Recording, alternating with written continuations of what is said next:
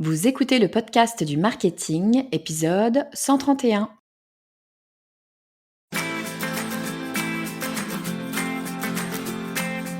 Bonjour et bienvenue.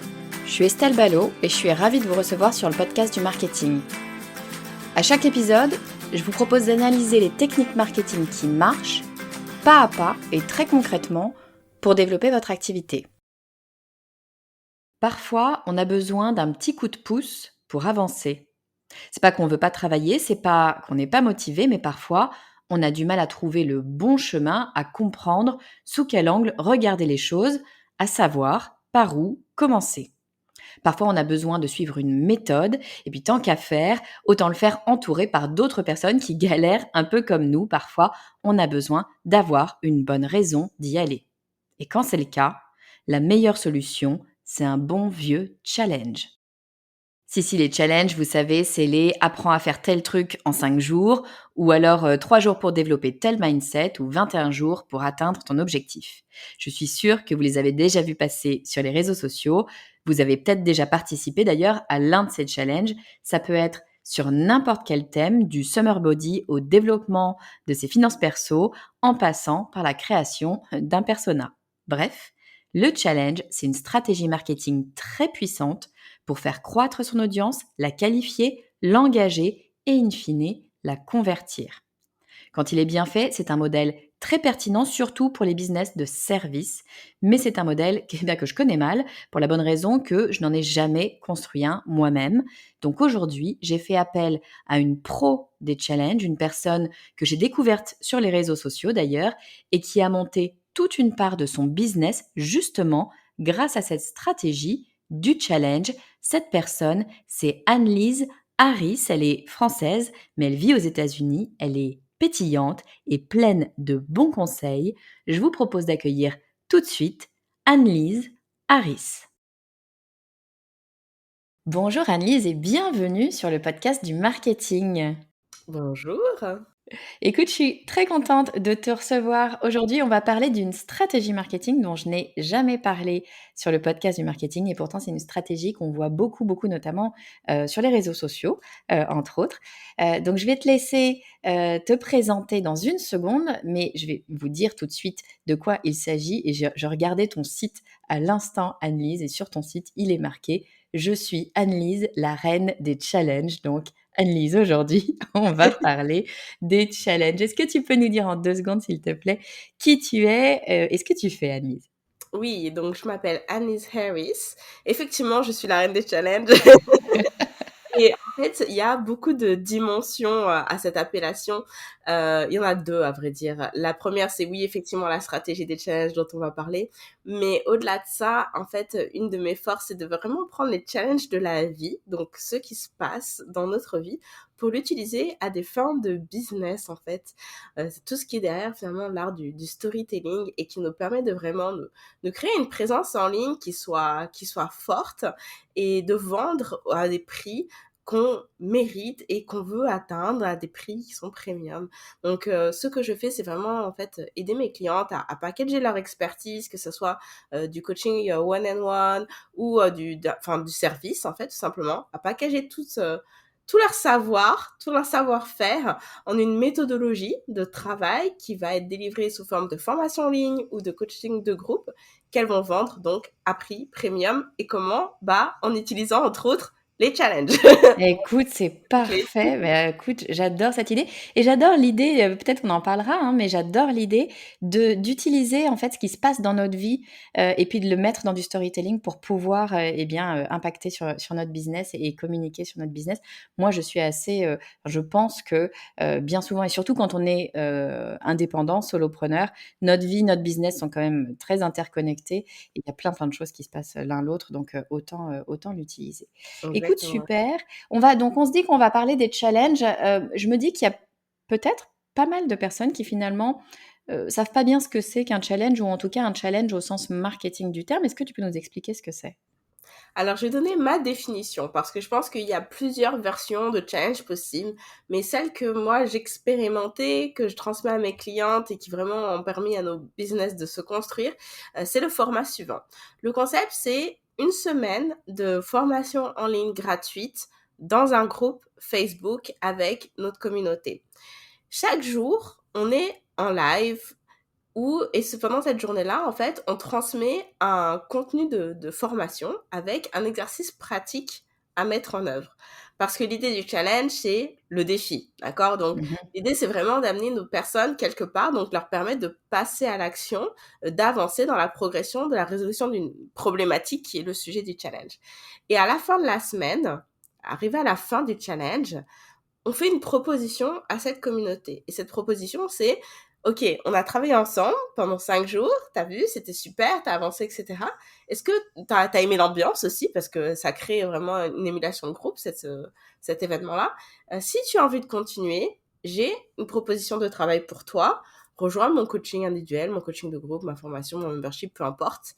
Et voilà. Et c'est comme ça, en fait, qu'on fait le pont quelque part entre ce contenu gratuit et ce contenu payant. Donc voilà la stratégie des challenges résumés. Ah, mais super! Oui, donc en fait, c'est bien ça, hein, j'ai bien compris. C'est toute une partie absolument gratuite où on va proposer aux gens de venir avec nous dans un projet sur plusieurs jours et d'aller travailler. C'est pas, quelque chose où juste ils prennent de l'information, c'est vraiment chaque personne va venir travailler pendant quelques jours et à la fin de ce challenge, tu vas leur proposer d'aller un petit peu plus loin et de suivre ta formation, ton coaching ou autre. C'est vraiment ça Exactement. le concept. Génial, super clair, merci beaucoup. Mais alors, tu vois, Annelise, moi, la plupart des gens avec qui je discute, très très souvent, me disent vraiment, et j'en fais partie d'ailleurs, hein, beaucoup de gens me disent, écoute Estelle, c'est bien joli tout ça. Moi, mon vrai problème, c'est que bah, j'ai besoin de vendre mes services ou mon produit, hein, sauf que je suis pas commerciale, j'aime pas vendre, je sais pas trop Ouais. comment faire, c'est pas mon truc. Comment est-ce qu'on peut faire pour ces personnes-là et surtout, est-ce que le challenge, ça peut aider ou est-ce qu'au contraire, bah, il faut quand même être vraiment bien commercial? Alors, complètement, le challenge, c'est de la stratégie parfaite d'évitement de la vente. Et J'adore. je pense d'ailleurs que la raison pour laquelle j'en suis arrivée là est parce que moi aussi, en fait, j'étais hyper mal à l'aise au fait de présenter mes programmes et puis de dire j'achète. Et honnêtement, c'est une des raisons. Je pense que c'est la raison numéro 1 d'ailleurs qui attire mes clientes. En fait, l'intérêt de cette méthodologie de vente, j'aime bien dire ça, le terme de méthodologie, non pas de stratégie de vente, c'est vraiment que, en fait, OK, que les personnes décident d'acheter ou non, à la fin de la semaine, de toute façon, quelque part, elles en ont pour leur argent. On sait que c'est gratuit, mais ce que je veux dire, c'est qu'elles ne viennent pas pour rien parce que vraiment, durant la semaine, elles apprennent des choses. Donc, en fait, ça, quand on démarre le challenge, ça nous enlève toute cette pression. Parce que c'est pas dès le jour 1 qu'on va commencer à pitcher, en fait. C'est vraiment à la fin de la semaine. Donc, on a vraiment, en gros, 5 jours où on est juste, je connecte avec mon audience, je te transmets mon expertise, et ça laisse le temps et l'espace de créer un lien, en fait, avec cette communauté, vraiment une envie d'apprendre et un profond intérêt, sans justement intérêt secondaire, si je peux dire ça comme ça. Même si je pense qu'on devrait avoir aucun scrupule à vendre parce qu'on est en business, donc forcément, Bien sûr. ça induit de l'argent derrière, mais voilà. Donc vraiment, ça enlève cette pression-là. Et en fait, la façon dont on l'amène, du coup, c'est, OK, toute cette semaine, on a vu que tu as tel souci. Tu as compris bah, d'où vient le problème, pourquoi est-ce que tu n'arrivais pas à changer les choses. Et là, je vais t'expliquer aujourd'hui comment procéder pour justement rectifier le tir. En gros, étape 1, 2, 3, 4. Et en fait, la conclusion de cette présentation, c'est, OK, bah du coup, tu as compris, tu sais, qu'est-ce qu'il faudrait faire. Si tu as envie de rentrer dans, OK, bah j'y vais, je vais le faire, on peut travailler ensemble.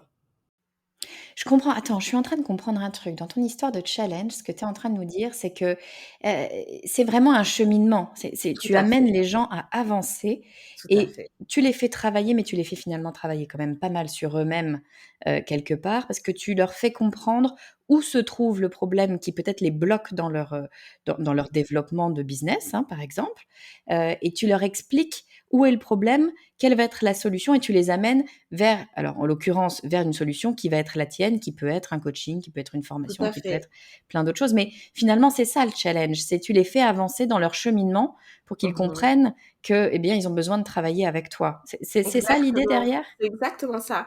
Et en fait, qui décide de oui ou non de travailler avec nous, bah, en fait, ils peuvent très bien décider de, bah non, je m'arrête là, mais ils ont compris de quoi il s'agit, qu'est-ce qu'ils devraient faire, etc. libre à eux, en fait, de poursuivre ce cheminement par eux-mêmes et c'est OK.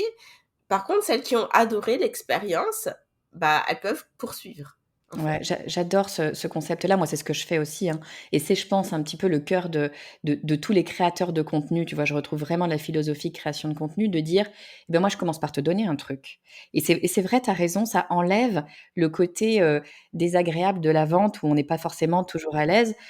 Bon, moi, je dis toujours: «Je commence par donner quelque chose avant de demander quoi que ce soit», et je trouve Mmh. qu'on est plus à l'aise effectivement de commencer par prouver aussi notre compétence quelque part. Donc Ouais. tu montres un peu ce que tu vaux et ce que tu peux leur apporter, et effectivement, comme tu dis, si elles n'ont pas envie d'aller plus loin, si elles n'ont pas envie de, souvent c'est prendre des raccourcis parce que quand on travaille avec quelqu'un de spécifique, qui connaît voilà, ce sujet en particulier, ça te permet d'aller plus vite.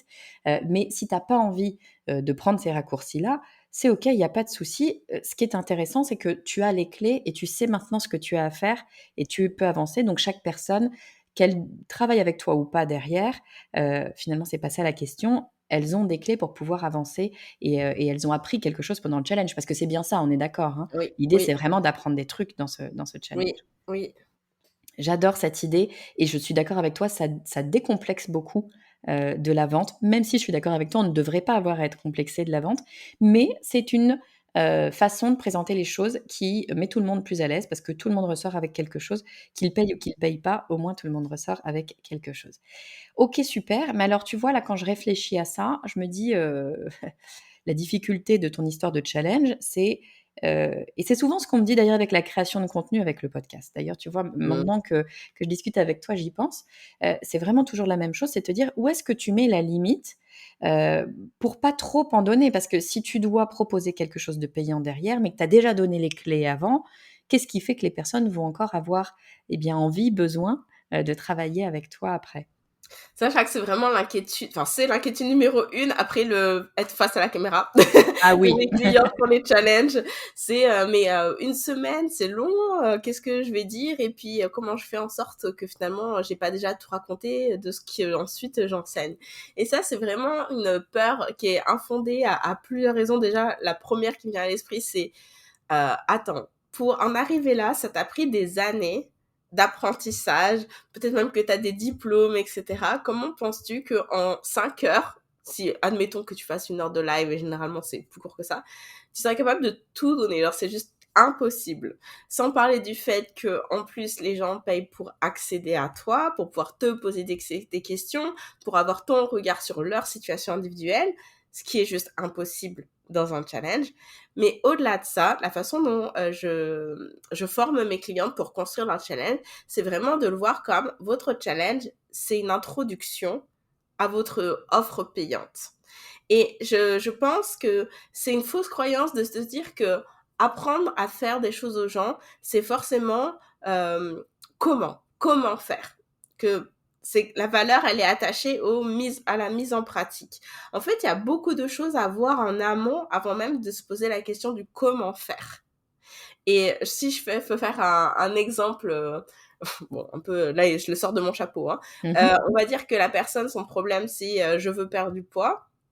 Et tu pas for en fait, c'est une fausse croyance de se dire: «Bah, si je veux lui apprendre à faire du poids, faut forcément que là, dès maintenant, je le fasse un programme sportif et puis un plan d'alimentation». En fait, en réalité, il y a plein d'autres choses à traiter sur, par exemple, pourquoi elle en est arrivée là. Bien sûr, Et ouais, puis ouais. s'il y a eu des événements dans sa vie qui ont créé des traumas et aujourd'hui, elle a des associations avec la nourriture et dès qu'elle se sent triste ou mal, elle a besoin de, s'empiffrer de nourriture pour se sentir mieux et d'où ça vient et comment, être capable d'identifier ces déclencheurs pour ensuite réagir autrement. Enfin, bref. En fait, il y a vraiment tout plein de choses à déblayer avant même d'arriver à OK, comment je fais concrètement pour déconstruire et changer les choses. Et c'est ça en fait qu'on va traiter dans le challenge. Le challenge, c'est vraiment une introduction, c'est le sommet de l'iceberg quelque part. Et c'est-à-dire que le problème que les gens pensent avoir, c'est Mmh. vraiment comme ça. Et ensuite, durant le challenge, on leur explique quelle est vraiment la réelle source du problème. Donc, la partie du coup qui est sous l'eau, là, euh, on va vraiment dans les profondeurs. Ok, on va décrypter ensemble, puis on va comprendre quels sont les mécanismes. Ouais, c'est vraiment une préparation, même pour eux, en fait, même pour les participants, c'est véritablement une préparation pour être prêt à profiter au maximum de ce que toi, tu as à leur proposer, in fine. Donc c'est vraiment finalement, c'est presque tu disais l'introduction, mais c'est ça, c'est presque le début de la formation. Simplement, Exactement. tu leur proposes, gratuitement, mais c'est déjà le début de la formation parce que tu te mets en condition pour pouvoir bénéficier au mieux du coaching, de la formation ou autre. Mmh. Super intéressant, j'adore cette idée de mettre tout le monde à niveau, en fait. Ouais, c'est un petit peu on part tous, au même niveau et puis on comprend bien le départ. Génial, j'adore cette idée de challenge. Je pense que c'est quelque chose que je vais creuser. Ça fait longtemps que, tu vois, je me posais la question. C'est peut-être quelque chose que je vais creuser. Très bien, très bien. Question qui me vient, c'est quelque chose qui revient souvent, puis c'est quelque chose que je vois notamment sur les challenges. J'ai le sentiment que les challenges, en tout cas moi, je les vois beaucoup, tu vois, par exemple Mmh. tourner sur les réseaux sociaux, juste comme ça. Est-ce que le challenge, c'est un outil qui va être intéressant, qu'on va pouvoir, utiliser pour créer du revenu récurrent? Est-ce que c'est quelque chose qu'on peut utiliser dans ce système-là?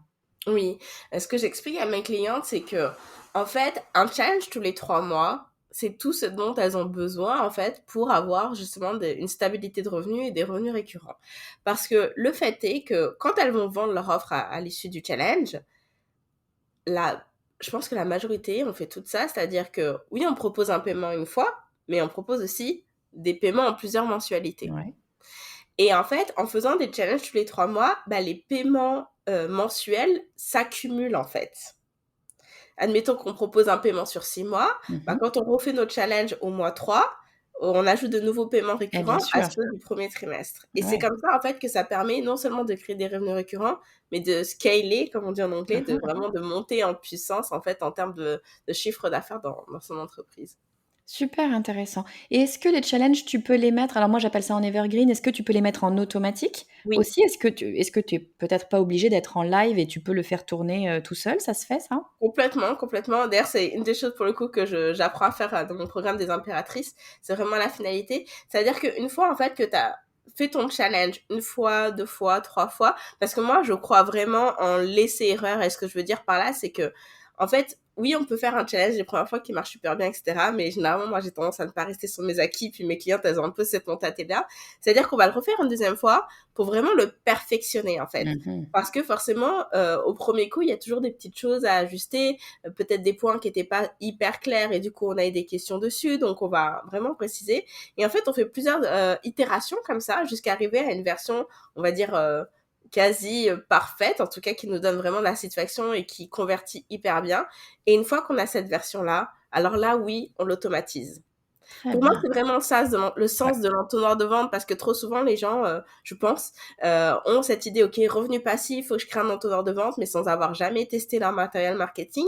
Et ils passent un temps infini dessus, puis en fait, on s'étonne à la fin qu'il n'y a pas de résultat. Mais en fait, ça n'a pas été testé. Donc, il faut d'abord le tester live plusieurs fois, puis si ça marche, OK, là, je peux l'automatiser. Mais si ça marche pas en live, ça va pas marcher Ça en marchera automatique. pas. Ouais, ouais, et puis je vais te rajouter un truc, alors en tout cas ça c'est ma vision perso, c'est qu'il y a une espèce de plaisir, et je sais qu'il y a plein de gens qui vont dire: «Mais elle est complètement folle, c'est ultra stressant», mais je promets que c'est vrai, il y a une espèce de plaisir aussi à le faire en live. Je sais pas comment toi tu Oui, vois les choses, non, mais complètement. C'est c'est génial. vachement agréable aussi d'avoir Ouais. les gens, de voir leurs réactions et de comprendre, comme tu dis, de comprendre les petites choses qui fonctionnent et les petites choses qui fonctionnent pas. Tu as l'impression d'apprendre, en permanence. Donc je pense que tu as complètement raison, ça vaut tellement la peine de commencer par faire en live plusieurs fois, d'améliorer, de profiter des lives aussi et puis une fois que c'est bon, tu l'as fait, tu as atteint quelque chose qui te satisfait pleinement, puis tu as peut-être aussi envie, toi, de passer à autre chose parce qu'on se lasse aussi parfois de faire la même chose tout le temps. Bah, c'est à ce moment-là que tu peux le mettre en evergreen. Moi, j'aime Et beaucoup cette il y a quelque chose qu'on n'a pas abordé qui, je pense, est un point hyper important par rapport au challenge, surtout quand on démarre, en fait, en ligne. On nous dit tout le temps: «Ah, il faut connaître ton avatar, il faut savoir quelles sont leurs difficultés» et cetera et on se dit: «Mais comment on fait, en fait, pour avoir Mmh. ces informations?» Bah, justement, en fait, durant cette semaine de challenge, les gens parlent Ouais. et là, c'est une autre opportunité d'écouter et de justement faire tout ce travail de: «OK, qu'est-ce que pensent mes clients?» et d'apprendre à les connaître. Et ça, c'est hyper important pour le Ouais. marketing. J'adore ce que tu viens de dire. Moi, alors tu le sais peut-être pas, mais moi, je suis une aficionados du personnage. Tout démarre du persona. Pour moi, c'est ultra, ultra, ultra important. Et je fais partie de ces personnes qui disent attention, le persona, c'est pas un job que tu fais une fois Ah et après oui. c'est fini. Tu continues en permanence à l'apprendre parce que toi, tu bouges, eux, ils bougent, tout le monde bouge, donc c'est normal. Et j'adore là ton idée et j'imagine totalement effectivement d'un challenge. C'est l'occasion d'interagir avec ton audience et en plus ton audience potentielle client. Donc c'est vraiment Mhm. l'audience cible ultra importante pour toi. Et puis de comprendre justement, comme tu viens traiter en plus les moments compliqués, là où ils accrochent, ce qu'ils ont compris ou pas compris, ça te permet effectivement d'ultra bien les connaître. J'adore cette idée. Je trouve que ça vaut encore rien que pour ça, tu vois, même s'il n'y avait pas de vente, je crois que ça vaudrait la peine de faire des challenges. Écoute, super, super, super. J'ai une dernière question pour toi, Annelise, et franchement, c'est une question, je pense que beaucoup de gens se la posent.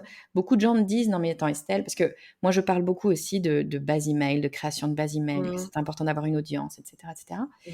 Et beaucoup de gens me disent, non mais ok Estelle, c'est génial, que moi j'ai 100, 200, 300 personnes, et c'est déjà très bien d'ailleurs, sur ma base email. En tout cas, j'ai pas une communauté énorme, je dis ma base email, mais ça peut être sur les réseaux sociaux. Des personnes qui me disent, moi j'ai pas une communauté énorme, est-ce que même avec une petite communauté, on peut faire un challenge, ou est-ce que ça nécessite d'être un peu déjà influenceur, influenceuse sur le net? Alors, on peut tout à fait avoir de challenges hyper performants, mais avec une petite communauté et j'ajouterais même qu'en fait, le challenge peut être complètement un outil pour construire cette communauté aussi. Il y a vraiment 2 volets. Honnêtement, dans mes clients, j'ai des personnes qui font des challenges avec, genre 100-150 personnes et qui sortent avec 10 000 € à la fin de la Ah semaine. Donc il y waouh! a vraiment pas de corrélation, en fait, entre le nombre de personnes et les résultats. En fait, ce qui compte, c'est plutôt de bien connaître sa communauté pour être en capacité de taper pile poil là où ils ont besoin et arriver à faire passer la valeur justement de ce qu'on a proposé pour qu'ils achètent. C'est ça qui est déterminant en réalité. Et donc le challenge, c'est un système qui est tout en un parce que en fait, le fait que tu promouvois cet événement à des personnes de ta communauté sur les réseaux qui ne sont pas nécessairement inscrites à ta mailing list, parce que généralement, on a plus d'abonnés que d'inscrits à notre Bien mailing sûr. list, souvent quand même. Donc, le fait de faire cet événement, c'est l'opportunité justement de récupérer des adresses email. Donc, de faire entrer ces gens-là dans ta vraie communauté. En tout cas, moi, c'est comme ça que je la considère, ta mailing list. Et ensuite, donc, OK, de leur vendre. Mais il y a aussi le fait que éventuellement, peut-être que tu vas faire de la publicité pour ce challenge-là. Mhm. Et là, du coup, tu vas toucher des nouvelles personnes qui vont rentrer dans ta communauté. Peut-être qu'il y a des personnes de ta communauté qui vont repartager que, hey, ma coach, cette nana que j'adore, elle organise tel événement, inscris-toi. Donc, en fait, c'est aussi une occasion de vraiment mettre un coup de projecteur sur ton activité. Donc, en fait, ce challenge sert, en fait, c'est pas peut servir, sert Mhm. à faire grandir ta mailing list, mais aussi ta base de fans, parce qu'il y a des personnes qui vont te suivre sur les réseaux sociaux qui te suivaient pas forcément avant, et aussi tes clients, bien évidemment, parce qu'à la fin de la semaine, tu vends. Et en plus de ça, tu affines ton personnage. J'adore cette idée, là, vraiment tout me plaît dans ton histoire de challenge. Écoute, merci infiniment Annelise. Moi, je te le dis, ça m'a donné super envie d'aller creuser le sujet, peut-être d'aller lancer un challenge. Je suis à peu près sûre que c'est le cas de plein de gens qui nous écoutent aujourd'hui. Si on veut en savoir plus sur les challenges et puis sur toi et sur ce que tu proposes, Annelise, où est-ce qu'on peut te retrouver, où est-ce qu'on peut te suivre? Alors, pour les challenges, vous pouvez vous rendre sur leschallengers.com. C'est très simple. Et puis, comme ça, vous aurez l'actualité de la réouverture des inscriptions, etc. Plus d'infos là-dessus. Et mon site principal, c'est anneliesharris.com. Désolée, j'ai dit Harris, donc mon Eh cerveau ouais. est parti en .com. Donc anneliesharris.com. Ah Euh, oui. Annelise, A-2-N-E-L-I-S-E, Harris, H-A-2-R-I-S.com. Super. Écoute, de toute façon, je mettrai évidemment tous les liens dans les notes de l'épisode. Je vais essayer de faire un rapide résumé de tout ce que tu nous as dit. Tu vas me dire si j'ai tout bon ou pas. Première chose, eh bien, les challenges, c'est une stratégie marketing qui est super intéressante parce qu'elle va nous permettre de prendre le client, notre futur client, en amont finalement et de l'amener jusqu'à notre offre, de lui montrer, de lui prouver finalement que notre offre est intéressante parce qu'on va peut-être déconstruire des fausses croyances ou l'amener à comprendre ce dont il ou elle a besoin. Et puis, c'est une stratégie qui est super intéressante pour les personnes qui n'aiment pas vendre, qui ne sont pas commerciales dans l'âme, parce que justement, on va interagir avec nos clients comme ça pendant quelques jours, peut-être une semaine. On va partager, on va offrir des choses gratuitement. Donc, on peut se sentir absolument légitime de laisser partir les personnes qui n'ont pas envie d'aller plus loin et en revanche d'accompagner celles qui veulent suivre un programme particulier. Tu me disais aussi que quand on propose un challenge, le risque, ou en tout cas la croyance, c'est qu'on va proposer toute l'offre et qu'on va montrer tout ce qu'on a à offrir. Et tu me dis, j'entends totalement, ça n'est pas possible, ça n'est pas en quelques heures de live que tu vas pouvoir partager tout ce que tu as à proposer sur un sujet que tu as souvent travaillé depuis des années. Donc, pas d'erreur là-dessus, il y a pas de c'est vraiment une fausse croyance, on ne va pas se perdre, de cette façon-là. Et puis tu me disais aussi que, bien sûr, ça peut nous amener des revenus récurrents de 2 façons différentes. Première façon, c'est tout simplement lorsque tu fais des lancements, par exemple tous les trimestres, tous les 3 mois, les revenus vont se cumuler parce que certaines personnes vont payer, mettons, en 6 fois, voire en 9 fois, en 12 fois, peu importe et ça va venir se cumuler. Et puis on peut également, utiliser, ces challenges pour, faire de l'evergreen, ce que j'appelle de l'evergreen, c'est-à-dire que tu peux enregistrer finalement ton challenge et le proposer de façon complètement automatique. Et puis dernier point super important que tu disais, c'est que même si on a une petite communauté, évidemment, on peut faire des challenges, bien au contraire. Ce qui est important, encore une fois, et là tu me fais plaisir quand tu dis ça, ce qui est important, c'est de bien connaître son audience pour pouvoir répondre à ses besoins. Dès lors qu'on connaît son audience, pas de problème, on va pouvoir faire des challenges qui, en plus de ça, tu nous disais, vont pouvoir nous aider justement à construire notre base email, à construire notre fan base sur les réseaux sociaux, par exemple, et puis à avoir en fait de plus en plus de monde qu'on connaît de mieux en mieux sur notre activité. Donc écoute, moi personnellement, je suis conquise, c'est sûr, je vais aller regarder ce qu'il en est des challenges et bien évidemment continuer à te suivre de près. Merci beaucoup Annelise de nous avoir partagé toutes ces belles idées et puis écoute, j'espère te revoir très vite. Tu es la bienvenue quand tu veux sur le podcast du marketing. Merci beaucoup. Merci infiniment Annelise pour toutes ces explications. Le challenge était déjà une stratégie qui me trottait dans la tête depuis un bon petit moment, mais après avoir discuté avec toi, je n'ai qu'une envie, c'est de faire un essai. Avant de vous quitter, comme d'habitude, je me permets de vous rappeler que le meilleur moyen de me soutenir, c'est bien sûr de vous abonner au podcast du marketing, comme ça vous serez sûr de ne louper aucun épisode. Et puis vous pouvez aussi me laisser un avis 5 étoiles sur Apple Podcast. Ça permet à l'algorithme de proposer ce podcast à un maximum de personnes. Ça vous prend littéralement 2 minutes, mais vraiment, ça fait toute la différence pour moi. Et puis, vous pouvez m'écrire un petit mot. Ça me fera bien plus plaisir à moi qu'à l'algorithme, croyez-moi. Vous pouvez le faire comme Myriam qui écrit « Je ne rate aucun épisode. Ce podcast fait partie de ma top 3 depuis que j'ai découvert le monde des podcasts. Même mes enfants le connaissent car on l'écoute en voiture aussi quand ils sont là. Continuez et bravo pour ce que vous faites. » Alors merci beaucoup Myriam de ton soutien. Je vois régulièrement passer ton nom dans les commentaires et ça fait vraiment chaud au cœur de voir que ce podcast t'aide sur le long terme. Allez, je vous donne rendez-vous la semaine prochaine pour un tout nouvel épisode. Je vous dis à très vite.